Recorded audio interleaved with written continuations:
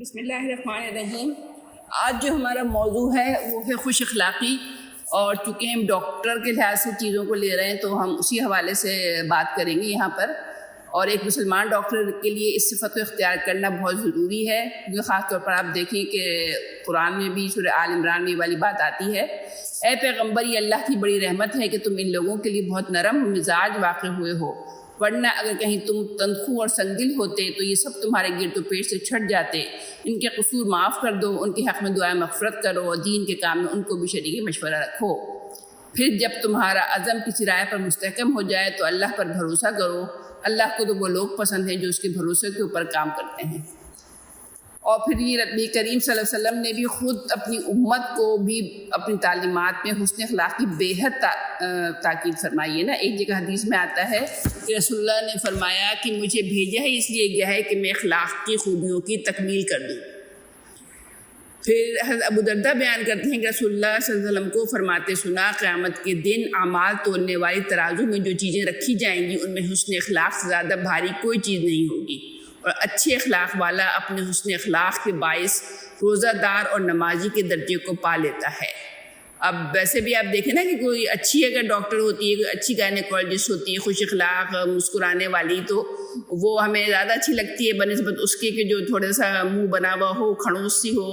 اور عجیب سا اس کا بیہیویئر ہو، مطلب ایک ہوتا ہے نا پروفیشنل سا بیہیویئر ہے خالی، تو وہ اسلام میں مطلوب نہیں ہے کہ اگر آپ مسلمان ہیں، ڈاکٹر ہیں، تو آپ کو اپنے اخلاق بھی بہت اچھا رکھنے کی ضرورت ہے۔ پھر اس طرح سے ایک اور حدیث ہے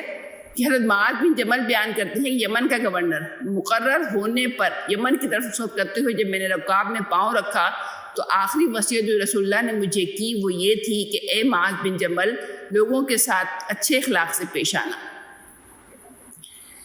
پھر حضرت ابو ذر غفاری سے بھی روایت ہے کہ مجھ سے رسول اللہ نے فرمایا کہ چھوٹی سے چھوٹی کسی بھی نیکی کو حقیر اور معمولی نہ سمجھو، حتیٰ کہ اگر تم اپنے بھائی سے مسکرا کر مل لو تو یہ بھی ایک نیکی ہے۔ تو اگر آپ جب پیشنٹ کا راؤنڈ کر رہی ہوتی ہیں، پیشنٹ کے پاس جا رہی ہوتی ہیں، تو ہلکا سا ایک مسکرا کے ان سے ایک آدھ جملہ کر لیں تو اس پہ بھی آپ کو نیکی ملے گی۔ پھر ایک اور اب دوسرا آپ دیکھیں کہ مرض جو ہوتا ہے نہ صرف انسان کے جسم کو متاثر کرتا ہے بلکہ اس کے ذہن اور نفسیات کو بھی متاثر کرتا ہے نا۔ اس لیے مریض جب آپ کے پاس پہنچتا ہے تو وہ بیچارہ ایک عجیب سی پریشانی و خدشات کا شکار ہوتا ہے، تو اگر ڈاکٹر اس کے ساتھ خوش اخلاقی کے ساتھ پیش آئے، نرمی کے ساتھ گفتگو کرے، ہمدردی کا اظہار کرے اور اس کو شفا کی امید دلائے، تو اس سے مریض کے جو ایک اعصابی تناؤ ہے وہ کم ہو جاتا ہے۔ تو اسی لیے رسول اللہ نے فرمایا کہ تیرا اپنے بھائی کے ساتھ مسکرا کر ملنا بھی صدقہ ہے۔ اور ایک مسلمان ڈاکٹر کی ایسی تربیت، یعنی آپ کو اپنی تربیت ایسی کرنی چاہیے کہ آپ اپنے مریضوں کو ہمیشہ انتہائی نرمی سے، بردباری سے اور خندہ پیشانی سے ملیں۔ اس طرح سے آپ کو دنیا میں بھی وہ حاصل ہوگی، مطلب عزت دنیا میں تو آپ دیکھ ہی لیتی ہیں حاصل ہوتی ہی ہوتی ہے، اور آخرت میں بھی اس سے آپ کو عزت حاصل ہوگی نا۔ اور خوش اخلاقی کے اور اس کے علاوہ جتنے بھی نیک اعمال ہیں اس کے متعلق ایک اہم بات ضرور سمجھ لیجیے کہ اللہ کے اس نیکی کی قدر ہے، اور وہی نیک عمل اس کی جناب میں مقبول ہوگا جو خالصتاً اس کی خوشنودی کے لیے کیا جائے گا۔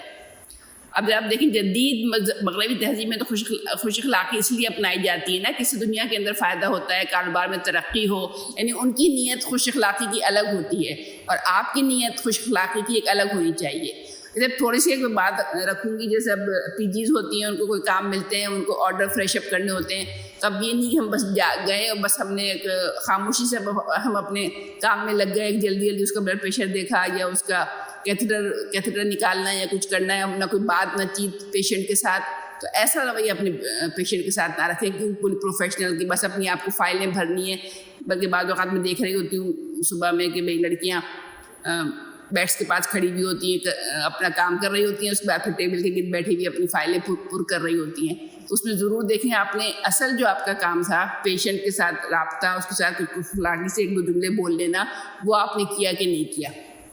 اور آپ دیکھیں ایک ڈاکٹر بھی اگر اس لیے خوش اخلاق اختیار کرتا ہے اس کی پریکٹس میں اضافہ ہو، اس کی آمدنی بڑھے اور لوگ اسے دنیا میں اچھے نام سے یاد کریں، تو پھر اللہ تعالیٰ کے یہاں اس کی اس نیکی کی کوئی وقت نہیں ہوگی۔ تو یہ بات آپ کو اچھی طرح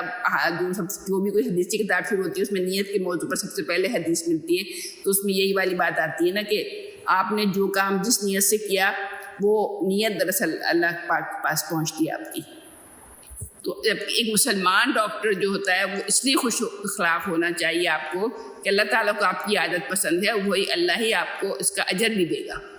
پھر یہ کہ جو ڈاکٹر سرکاری ملازم ہوں اور اپنی نجی پریکٹس بھی کرتے ہوں، ان کو تو خاص طور سے اس بات کا خیال رکھنا چاہیے کہ وہ اپنی سرکاری ڈیوٹی کے دوران آؤٹ ڈور اور جنرل وارڈ کے مریضوں سے بھی اتنی ہی خوش اخلاقی خندہ پیشانی کا برتاؤ کریں جیسا کہ وہ اپنے پرائیویٹ مریضوں کے ساتھ کرتے ہیں۔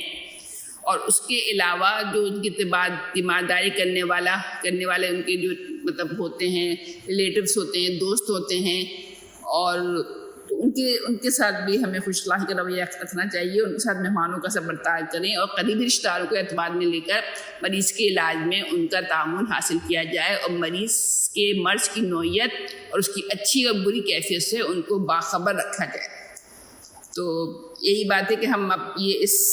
ہفتے میں اس بات کو رکھیں کہ میں اپنے آپ کو پیشنٹ کے لیے خوش اخلاق بناؤں گی، اور اس میں میری نیت یہ ہوگی کہ میں یہ کام اللہ کے لیے کر رہی ہوں۔